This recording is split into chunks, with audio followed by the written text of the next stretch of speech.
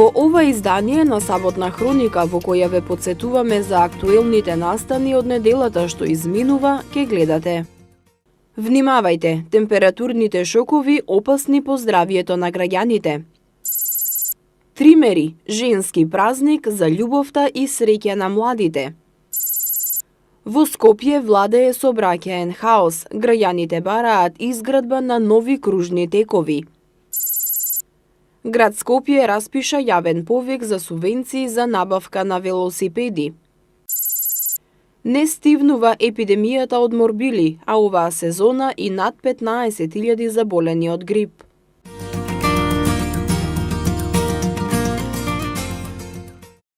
Граѓаните на Скопје, од најмали до највозрасни, сите уживаа во сончевиот викенд. Мајки со мали деца и колички, пензионери, тинејџери. Раздвиженоста изминатиот викенд во градот беше голема. Но метеоролозите за наредниот период најавуваат значителна промена на температурата. За многу краток временски период ќе настапи пад на температурата за дури 11 степени. Како што ни информираше дежурниот синоптичар во Управата за хидрометеоролошки работи, денеска во Скопје имавме температура до 22 степена, а за утре се очекува да се спушти температурата и за 10 или до 11 степени Целзиусови. Па еве веќе вечерва и во ноќните часови очекуваме значителна промена на временската состојба. Ќе има брз продор на многу студена воздушна маса од север и од запад, така што почнувајќи од северозапад во вечерните часови, во текот на ноќта и на секаде низ земјава ќе има врнежи од дожд, а на планините врнежите ќе бидат од снег. Во ноќните часови, како ќе се заладува, значи границата на снежните врнежи ќе се намалува, така што може да се каже дека на надморска висина над 500 метри врнежите ќе бидат од снег.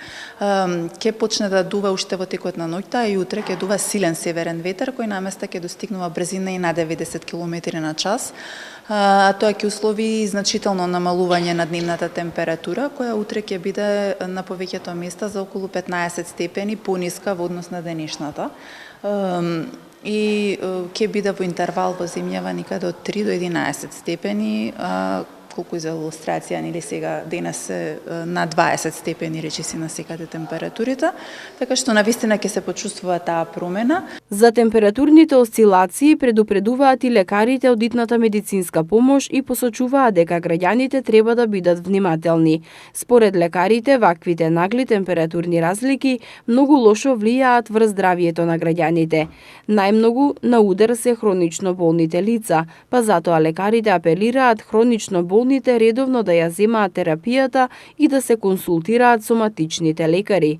Според специјалист докторката Елена Карева-Пиловска, шеф на смена во итната медицинска помош во Скопје, информира дека граѓаните ги чувствуваат здравствените тегоби од различна природа. Временските осцилации и наглите промени во атмосферскиот притисок, температурата и влажноста во воздухот доведуваат до реакција на организмот. Најчесто реагираат хронично болните со нивни екзацербации, односно влошување на симптоматологијата, но реагираат се почесто и до тогаш недиагностицираните, односно здравите особи, поврзано конституционално или со пат на имунитетот. Како што додаде докторката Елена, јавувањата на граѓаните најчесто се за респираторни симптоми, покачен крвен притисок, покачена телесна температура, вртоглавици. Тегобите на кои што се жалат може да бидат од психичка и физичка природа.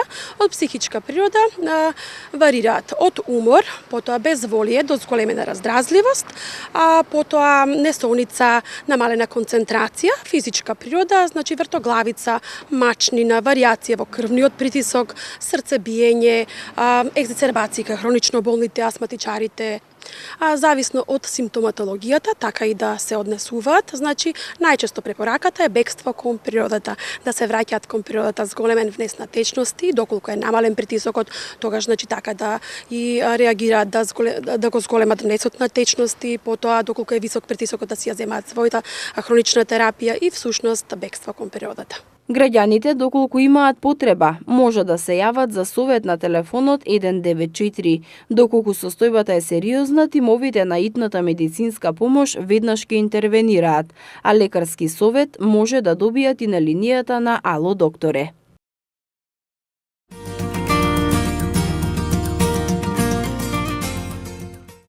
Се поприсутно и распространето во Македонија изминатиот период е лекувањето на база на природни билки. Често пати разочарани од конвенционалната медицина и не постигнувајќи ги посакуваните резултати, луѓето й даваат шанса и на алтернативната медицина. На социјалните мрежи секојдневно се споделуваат разни природни рецепти за секакви диагнози, а дел од сведоштвата се дека природните лекови можат да помогнат при секакви состојби, почнувајќи од дисфрлање секрет од белите дробови до лекување неплодност и рак. Во 2015 година Собранието го прифати Законот за алтернативна медицина со цел пациентот да биде заштитен од неквалификувани поединци, да му се гарантира максимум безбеден третман, како и да му се овозможи на пациентот да го оствари правото да избере третман врз основа на точни информации, да се утврди дали лицата кои сакаат да практикуваат некоја од дисциплините на комплементарна и алтернативна медицина треба да членуваат во некоја професионална организација или комора и да бидат обврзани на континуирана едукација. Потврда за успешното лекување со билки и чаеви се и двајцата браќа од Прилеп, Дејан и Христијан Ачковски, кои во потрага по квалитетни билки се искачуваат и на највисоките врвови, а одат и надвор од земјава. Ги прашавме дали луѓето имаат доверба во алтернативната медицина. Посегнуваат, но нешто како крајно, како последна надеж на некој начин, а тоа треба да ни биде прво, бидејќи нема штета никаква ако се користат правилно, нема некакви нус појави, едно да лечи, а друго да расипи. И пред се треба едноставно да се навикни телото на она што го имаме, едноставно излегуваме во дворот и ја гледаме билката. Ни расти пред куќата, а ние купуваме нешто далечно, нешто несвојствено, нешто што не го користеле ни нашите предци. А помага тоа што е околу нас. Ние можеме да замислуваме билки од Индија, од Африка или од кизнекаде, но секогаш лечат тие билки што се околу нас. Луѓето гледаат со недоверба, да, но кога ќе пробаат еднаш и кога ќе видат кој е ефектот од сето тоа, мислам дека потоа не се обраќаат на друго место, туку имаат комплетна доверба. Многу е тешко да ја стекнеш довербата на почеток. Многу пати вербата и довербата, значи не треба некој доктор или некој авторитет да ни препорача некоја билка, па да го прочитаме на некаков сајт дека толку и толку се излекувале од него, да речеме дека да, тоа е тоа. Го имаме едноставно околу нас, обкружени сме, само треба малку да си веруваме и да бидеме истрајни во начинот на користење. Сепак, многу е важно, потенцираат тие, никогаш да не ги подготвувате лековите од билки сами, затоа што процесот на подготовка е многу сложен и често пати се случува поради грешка во подготовката, резултатот да не биде постигнат, односно болеста да не биде излечена. Некои билки бараат варење, некои билки може да се излечи едноставно тинктура, со самиот алкохол да се излечат лековитите својства од билката. Секоја билка си има одреден степен на затоплување во кој што може да се излечат корисните лековити материи својства од незе. Најчесто е сложен системот на подготовка и најдобро е кога човек иди, кога ќе ти раскаже целата ситуација, па ти правиш една целосна слика, оформуваш со што конкретно треба да се настапи кај тој човек. Тука не е само лековитоста и начинот на излекот од билката, тука и тежината на пациентот и да не се судриме со некои негови други болести, за едно да помогни, па на друго да му штети, значи точно треба историја на болест. Секој човек има различна хемија и сите лекарства, без разлика дали се хемиски препарати или природни или билки, не делуваат кај сите луѓе подеднакво. Лекувањето со билки и чаеви трае подолго. Дејан Ачковски за Прва Скопска вели дека нереални се очекувањата, дека по една недела болеста ќе исчезне. Че за секоја болест е препорачано лечење од 2 до 3 месеци. Сега, некој ќе земи лек и очекува дека за една недела треба да има резултат. Дали таа болест, секогаш прашуваме, дали таа болест е добиена во 7 дена, за да очекувате резултат во 7 дена? Кога е во прашање алтернативната медицина, докторите сметаат дека треба да се користи, особено доколку науката има сознанија дека таа е добра за одредени заболувања, но никако не смее да биде единствен начин на лекување, особено во случаи кога заболувањето е посериозно.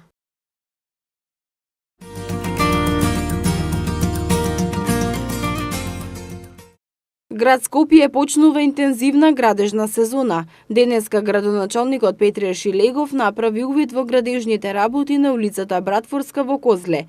Екипите работат на реконструкција на улицата која ќе се обнови на вкупна должина од 200 метри на потегот од крстосницата со булевар Митрополи Теодосиј Гологанов до крстосницата со улицата Козле. На терен ќе биде извршена целосна реконструкција на коловозот со вкупна површина од околу 2500 метри квадратни, како и тротоарска површина од 273 метри квадратни.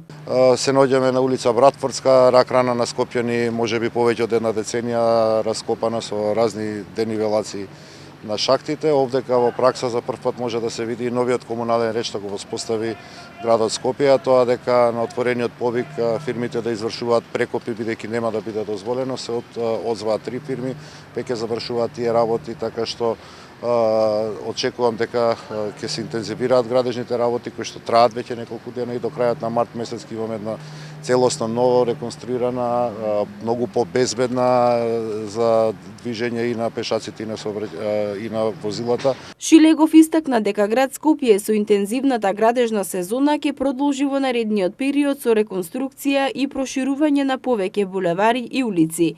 Реконструкцијата на улицата Братфорска е предвидено да заврши до крајот на овој месец, а град Скопје за овој зафат ќе потроши околу 5,3 милиони денари.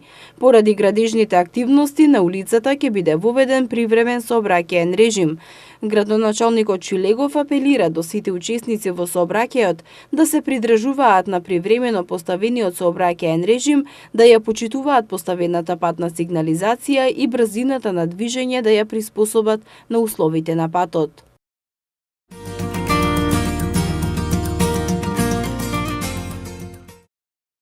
Пинг-понг маси за шах и за играње табла ќе бидат поставени на повеќе локации во Скопје.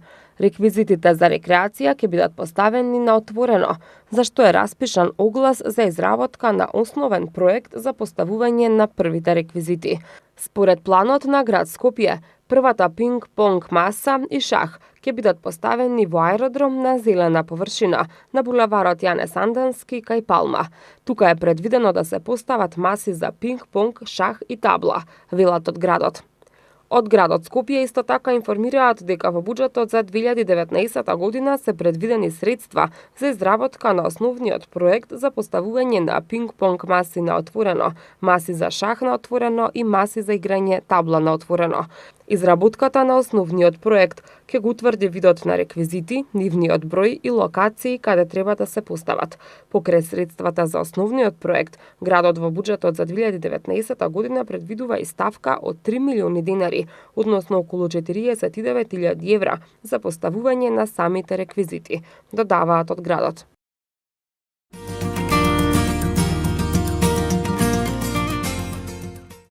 Денеска е чист понеделник, ден кога православните верници започнуваат со големиот 40-дневен великденски пост. Според обичаите, денеска се чисти куќата, особено садовите, во кои се јадело мрсна храна.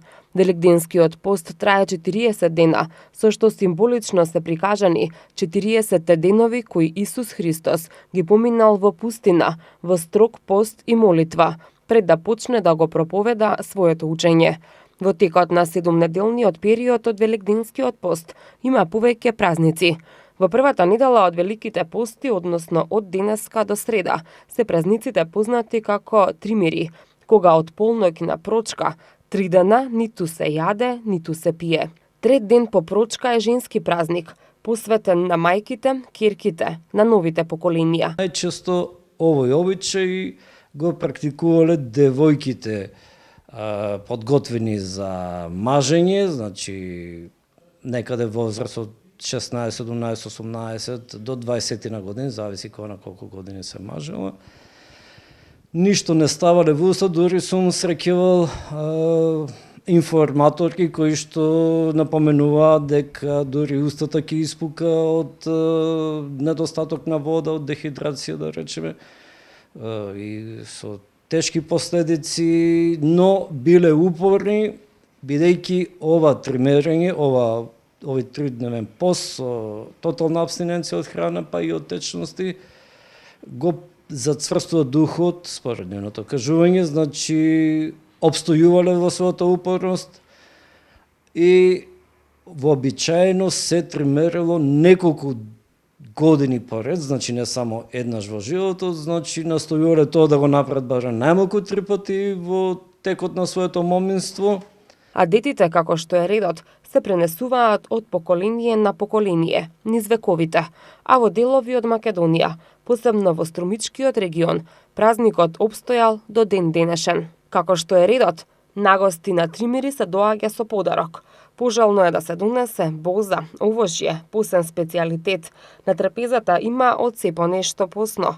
Главно посно гравче и сарма, овошје, пред се портокали, а и боза, за доилките да имаат млеко за бебињата. Зелник, благи работи и кравајчиња. Посебно место има пченицата со конопни зрна. А детите за тримери се пренесувале од баба на мајка, од мајка на ќерка. На тример, адете младите невести што туку влезени во брак и армасаните девојки да одат на гости на покана од мајките. Атмосферата е секогаш весела и распеана. Домакинката, мајка на младата невеста или на армасаната девојка, по правило држала тример. Што туку мажените или што туку армасаните, мора да бидат благословени од мајките да имаат добар брачен живот, да им пренесат совети како да ги почитуваат бракот, сопругот и семејството, а наскоро и како да се однесуваат со својата рожба. Зошто се слави, но и зошто жилаво се одржал низ вековите до денешното современо живење овој стар македонски обичај, го прашавме директорот на Институтот за фолклор Зоран Чомалинов, кој вели дека тримерите се убава символика на македонската традиција, која за жал веќе е во изумирање. Токму затоа потенцира Малинов, добро е да се потсетиме на македонскиот фолклор и на животот на македонците во минатото, иако не се исклучени и примери во кои и денеска се празнуваат тримери. Колку што су запознат од теренските истражувања, значи, иако на некој начин имаме обновување на обичајната традиција што е практикувале некојаш нашите дедовци и баби, сепак постите великденски се практикуваат, но многу ретко, барем јас не сум сретнал кај помладите генерации, тоа да биде во вид на тримерење, значи 3-дневен тотален пост, без внесување на никаква храна и течности, бидејќи нели слушавме во претходното излагање дека тоа на некој начин создава проблеми и физиолошки од аспект на здравјето. Традицијата нели има едни норми, но современието се прилагодува на современите текови и тешко дека овој обичај би се вклопил во денешните текови, бидејќи например девојките едно време не оделе на работа, не оделе на училиште, на факултет, денес ако тримера 3 дена би им се слошило и тешко дека би го издржале сето тоа. Пораката за прославата на тримери е едноставна. Љубов, среќа за младите и успех во животот. Во денешно време, уште повеќе се чини ни е потребен тример за мир и слога во домот. А ако е умешна жената, како столб на семејството и на домот, спокојството и среќата сами ќе си дојдат.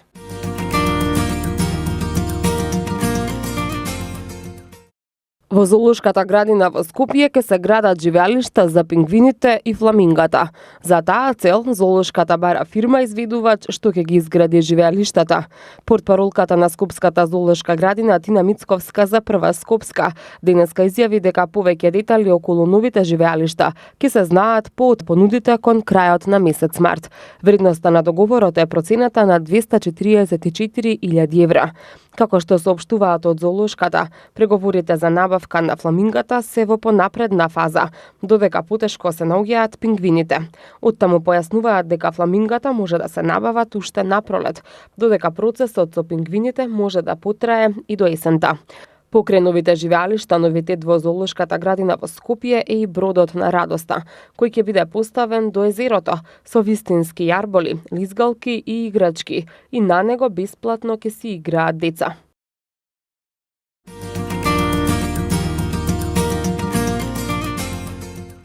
Во општина Карпош изминатиот викенд се одвиваше акција за раззеленување на општината. Имено комуналните служби на општина Карпош засадија 47 нови дрвја, најголем дел од нив во населбата Козле. Засадени се 12 дрвја во паркот до детското игралиште во Козлес проти Алумина.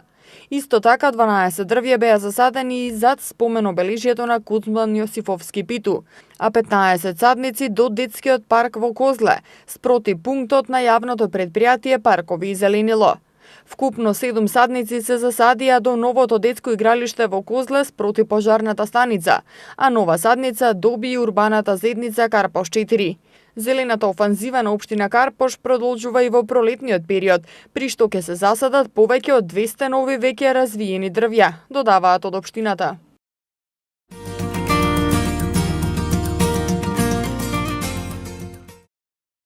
Охрид нуди идеални услови за кајакарење на мирни води во зима. Деновиве на зимски подготовки во градов престојуваат 12 спортисти на најдобриот кајак клуб од Полска, Енергетик од Познањ.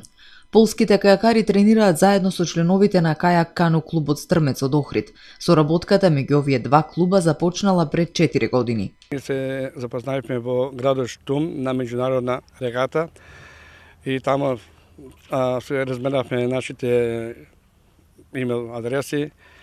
Ланска година беа дојдени на првата нашата ленинска регата, кој му се свиди Охрид и ево изимава сака да биде дел од ова зимска припреми на кајак на мирни води. My jesteśmy tutaj bardzo zadowoleni. Ние сме тука многу задоволни. Многу е убаво времето пред се, потопло е од Полска и всушност, меѓу другото затоа тука и дојдовме. Бевме тука на регатата во август минатата година. Многу ни се допадна Охрид, Македонија, фантастично време. Супер луѓе пред се, многу пријателски расположени, многу мило не примија, практично со се сме задоволни тука. Многу странски клубови се заинтересирани за подготовки во Охрид, посебно во зимскиот период, кажува председателот на кајак кану клубот Стрмец Радован Поповски. Но клубот не може да им излезе во пресред пред се поради немањето соодветни просторни услови. Од клубот Стрмец се надеваат дека локалната самоуправа ќе покаже интерес и волја за поддршка на развојот на овој спорт. Во таа насока била и средбата на Радован Поповски од Стрмец, Петар Војчеховски, тренерот на Енергетик, со ВД градоначалникот Константин Георгиевски. Tak, byliśmy w urzędzie tutaj Бевме во општина кај градоначалникот, разговаравме на тема овдешната инфраструктура и за тоа дека за клуб кој треба да се развива и кој треба да постигнува спортски резултати, неопходна е база. База за тренинг и тоа тука недостига и при тоа добивме уверување дека клубот во Охрид ќе добие соодветна локација и хангар кој ќе привлече спортисти и од Полска, и не само од Полска, туку и од пошироко. Бидејќи во моментов дури и федерацијата, репрезентацијата на Полска бара некакво место каде би можеле да тренираат во овој период, февруари-март. Групата која во моментов е на подготовки во Охрид ја сочинуваат спортисти на возраст од 14 до 22 години. Од нив 8 кајакари освоиле титулата шампион на Полска, а 5 се закитиле со злато на светски првенства. Со најголеми достигнувања кај Енергетик се истакнува кајакарот Славек, кој 2 недели во Охрид тренира и споделува искуства со нашиот репрезентативец Владимир Велјановски од клубот Стрмец. Кога во езерото има бран, кајакарите тренираат во каналот, бидејќи тука водата скоро секогаш е мирна. Во близина им е фитнес клубот во спортско-рекреативниот центар Билјанини извори, каде ги одработуваат тренинзите на суво. Во Охрид ќе останат до 15 март и се надеваат дека во иднина повторно ќе доаѓаат на подготовки во Охрид, но и дека градот ќе обезбеди подобри услови за овој спорт.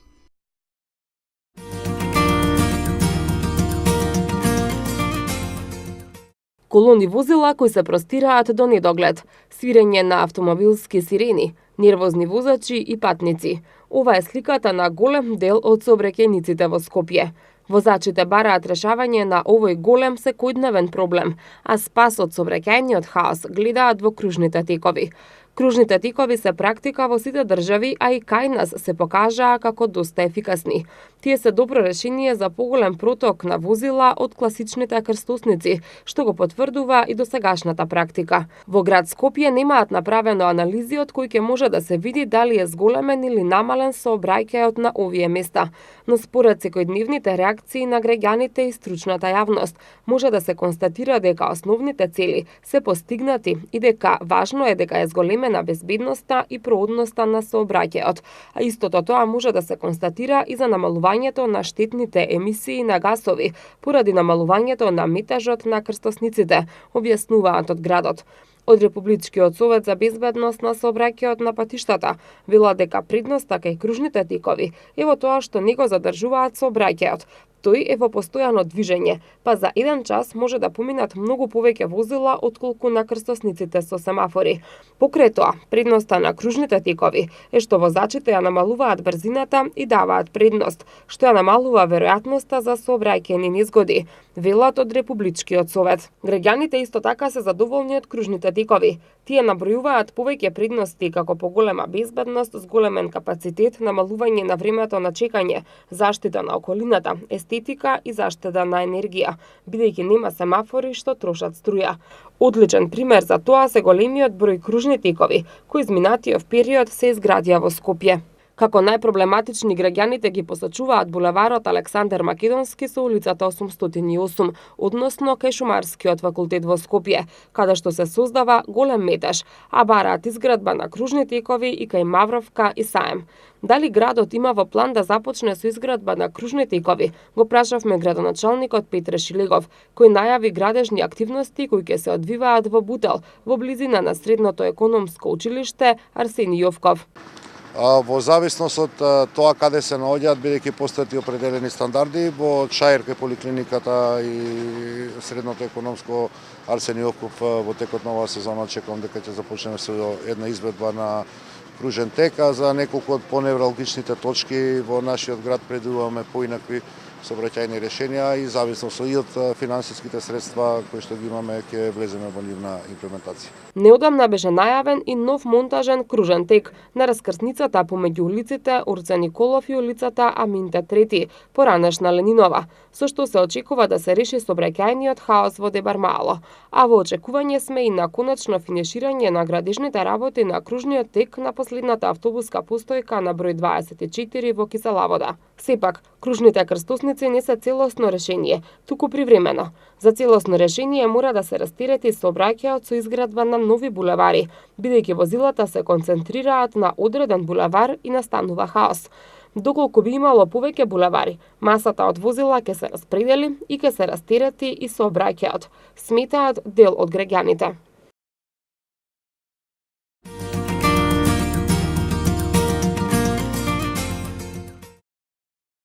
Со цел да го стимулира користењето велосипеди, град Скопје распиша јавен повик за надоместување на дел од трошоците на граѓаните за купување велосипед.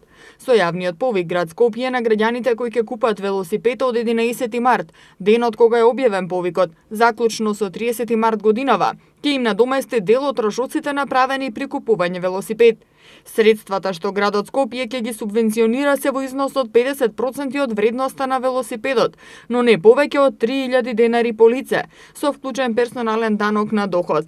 Едно лице може да поднесе само едно барање за добивање на субвенција за купување на еден велосипед, соопштуваат од град Скопје. Барателот до град Скопје треба да достави барање за субвенција за купување на еден велосипед, доказ за жителство во град Скопје, со доставување копија на важечка лична карта на барателот, фотокопија од трансакциска сметка на барателот, изјава дека барателот досега нема искористено субвенција за купување на велосипед од град Скопје и доказ дека е извршено купување на велосипед, и тоа оригинална фискална сметка или фактура со извод од деловна банка, со датум од денот на објавување до денот на завршување на јавниот повик.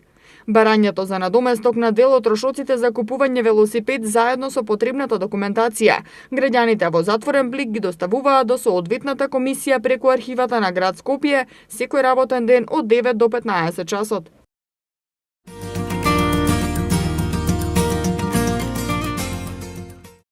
Општина Чаир ќе изработи 3 физибилити студии за да ја определи оправданоста од воспоставување јавно-приватно партнерство за изградба на 2-катни гаражи на нејзина територија, но и задавање на паркинзите што се под општински ингеренции. Советодавните документи треба да покажат дали би била исплатлива инвестицијата на идната приватна компанија доколку се градат нови објекти за паркирање на Пластичарската улица и на паркингот кај трговскиот центар Чаирчанка. Општината нема можност да инвестира во паркинг и затоа е планирано да се најде приватен партнер со кого би се склучил договор. Се нагласува во огласот објавен на електронскиот систем за јавни набавки.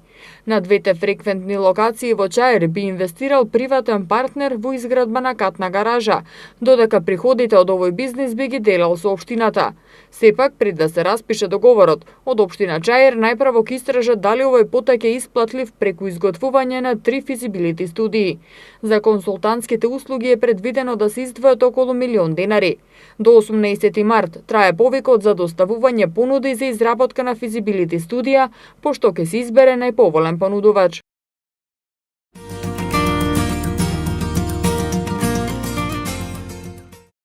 Мнозинството граѓани, односно 55,3%, сметаат дека водата за пиење во земјава е чиста и безбедна, како и дека нејзиниот квалитет е идентичен како и минатата година, покажува истражувањето на јавното мислење на тема загадување на водите спроведено за Детектор. 97% од граѓаните во земјава имаат пристап до безбедна вода за пиење, а само 3% го немаат тоа право, бидејќи нивните села немаат селски водоводи и пијат вода од јавни чешми или индивидуални бунари.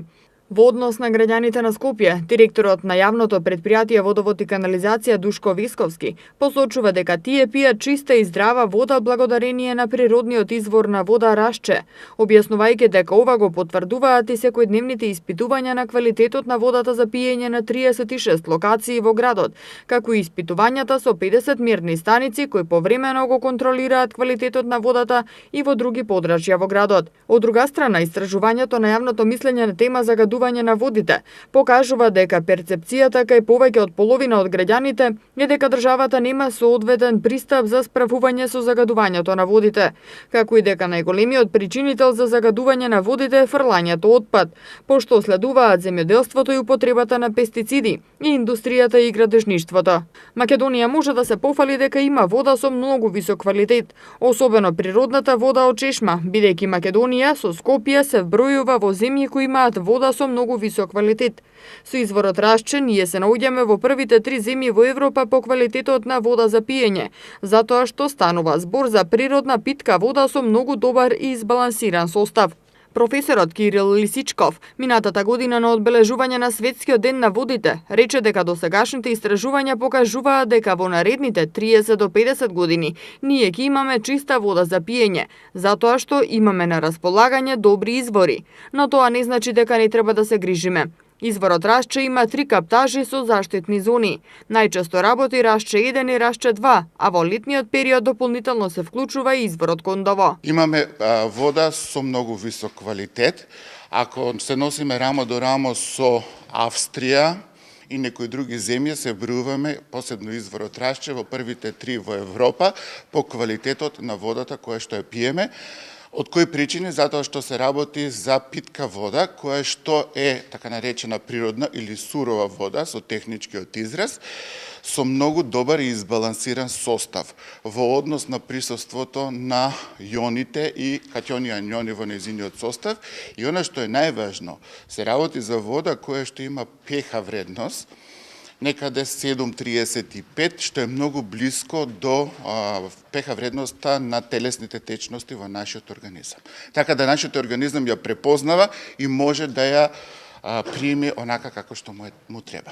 Во моментот тече изработка на една докторска дисертација на која што сум ја ментор околу состојбата со изворот Рашче и како се прихранува изворот Рашче со посебни изотопски техники, тоа се мери, неагресивни, и ја следиме практично состојбата што се случува, така да тоа е во координација со Атомската агенција и со УНО-СИТИ што е во Виена, и гледаме дека практично изворот Рашче има доволни количини, но тоа не значи дека ние не треба да се грижиме за водата, затоа што од една питка вода ние добиваме после тоа отпадна вода. Податоците покажуваат дека во урбаните средини потрошувачката на вода, ако порано изнесувала по 200 литри дневно по еквивалент жител, Сега таа изнесува по 250 литри дневно по еквивалент жител. Затоа се работи на менаџирање на алтернативни извори, а еден од потенцијалните е изворот Врело, кој што има квалитетна вода за во иднина да се користи. Затоа што според Светската здравствена организација, 21 век е век на белото злато, односно здрава и чиста природна вода.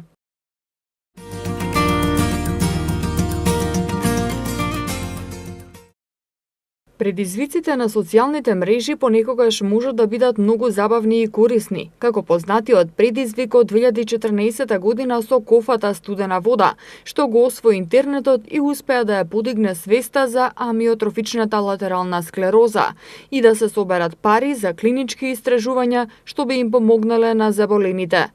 Сега повторно имаме предизвик во кој би требало сите да учествуваме.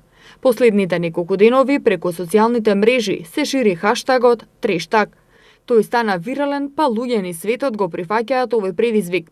Наместо само да сликаат ѓубре и да се жалат на виртуелните пријатели, луѓето всушност собираат отпадоци на различни локации, па потоа се фотографираат со вреките ѓубре. Имено неодамна на интернет едно младо момче постави фотографии пред и потоа од депонијата што ја исчистил. По фотографиите луѓето се сетиле од ова да направат предизвик и да повикаат што повеќе млади луѓе да го направат истото. Предизвикот го смислил Бајрон Роман од Аризона, иако тој не го започнал. Идејата толку им се допаднала на луѓето што предизвикот за 5 дена не само што го споделиле на сите можни мрежи, туку и е преведен на различни јазици. Нов предизвик, најди депонија, исчистија и објави фотографии пред и потоа. Ако сакаш нешто да промениш, почни од твојот крај. Трештаг, гласи предизвикот кој стана мега популарен низ интернет светот и корисници на социјалните мрежи со задоволство прифаќаат да исчистат купишта ѓубре во околината.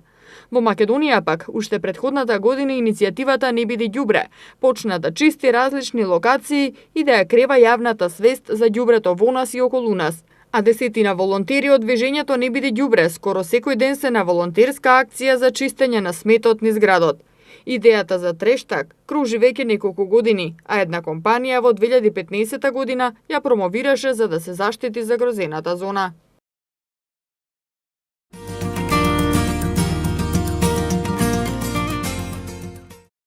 На 14 март истекува рокот за увид во избирачкиот список и пријавувањето за гласање за диаспората. На овој датум завршува и поднесувањето на барањата на граѓаните за запишување, дополнување или барање податоци во избирачкиот список. Јавниот увид во избирачкиот список се спроведува во подрачните оделенија и канцеларии на Државната изборна комисија во време од 8 часот и 30 минути до 19 часот, вклучувајќи ги и деновите од викенд и празници. На 14 март јавниот увид ќе трае до 24 часот. Избирачкиот список се става на јавен увид со состојба на податоци на граѓани со наполнети 18 години живот, со важечка лична карта или пасош на денот на изборите 21 април 2019 година. Умрени лица 30 дена пред денот на распишувањето на изборите 8 јануари 2019 година и други податоци од избирачкиот список на денот на распишувањето на изборите. Од Државната изборна комисија ги повикуваат сите заинтересирани граѓани кои сакаат да извршат увид во своите податоци во избирачкиот список, тоа да го направат на официјалната веб страна на Државната изборна комисија и во подрачните оделенија и канцеларии на ДИК. Списокот на адреси на подрачните оделенија и канцеларии на Државната изборна комисија и други подетални информации граѓаните може да најдат на официјалната веб страна на Државната изборна комисија. Барањата за запишување, дополнување или бришење на податоците во избирачкиот список, граѓаните можат да ги поднесат само во подрачните оделенија и канцеларии на Државната изборна комисија. Првиот изборен круг за шестите председателски избори е закажан за 21 април, а вториот ќе се одржи на 5 март. Во председателската трка ќе учествуваат Гордана Силјановска-Давкова, Стево Пендаровски и Блерим Река.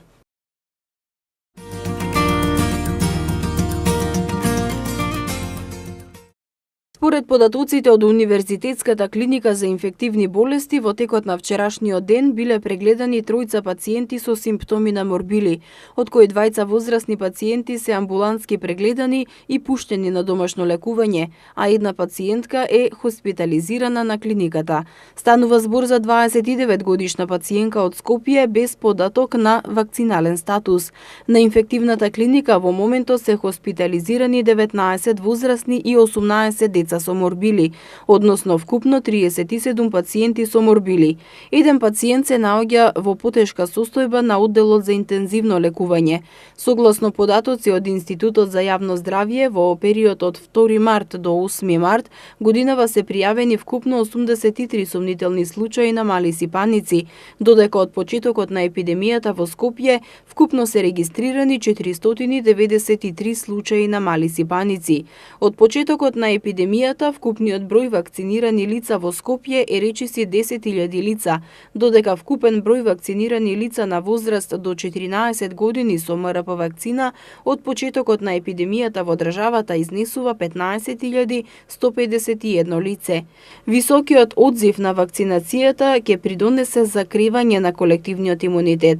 Инаку во текот на минатата недела на Институтот за јавно здравје се пријавени 2678 случаи со симптоми на грип, што е за 16,5% намалување во споредба со една недела пред тоа. Вкупниот број заболени од грип оваа сезона изнесува вкупно 15.201 лице.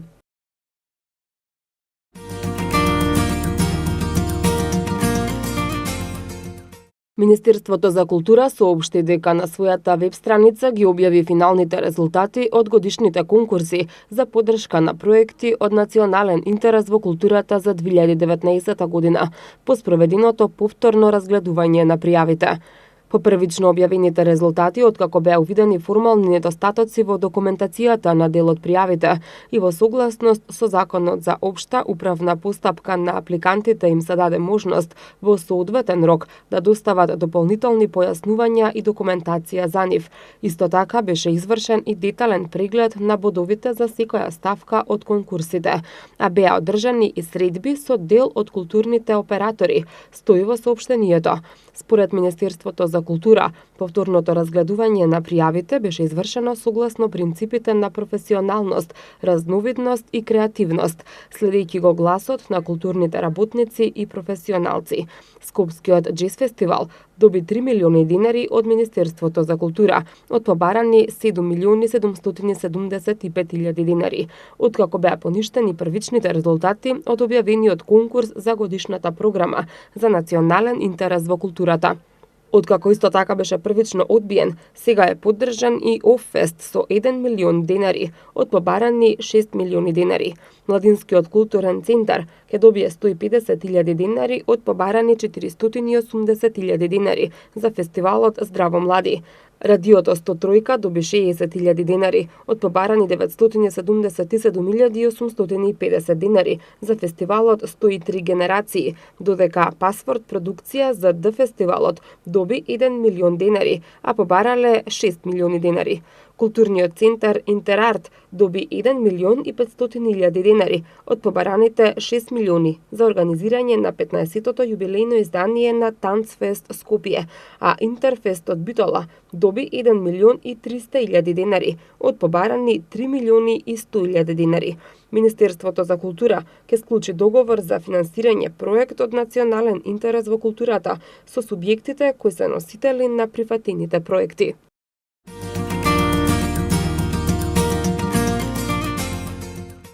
Без снабдување со електрична енергија во текот на утрешниот ден ќе бидат делови од општините Киселавода, Газибаба, Центар, Студеничани и Аеродром. Во периодот од 9 до 13 часот без струја ќе бидат корисниците од дел од улица Марко Орешковиќ, улица 4 и дел од улица Мариовска, 1, 3 и 5 во општина Киселавода, а од 9 до 15 часот и 30 минути дел од корисниците од главната улица што води према Дојрана, семафори на раскрсницата на булевар Александар Македонски и дел од улица 808 во општина Газибаба. Во периодот пак од 8 часот и 30 минути до 13 часот и 30 минути прекин во снабдувањето со струја ќе имаат корисниците од дел од улица Елисије Поповски во општина Центар. Во периодот од 13:30 до 14 часот и 15 минути корисниците од дел од улица Јани Лукровски, зграда број 2, општина Газибаба. Без струја во периодот од 14 часот и 15 минути до 15 часот ќе бидат корисниците од дел од улица Лазар Поптрајков, зградите 25, 27, 29, 31 и 33 во општина Газибаба. Во периодот од 9 до 15 часот корисниците од дел од село Батинци во општина Студеничани, а во периодот од 9 до 11 часот и 30 минути корисниците од дел од улица 1 во село Долно Лисиче во општина Аеродром. Тоа беше се што ви подготвивме за ова издание на Саботна хроника, а вие и понатаму следете ги неделните прегледи на хрониките.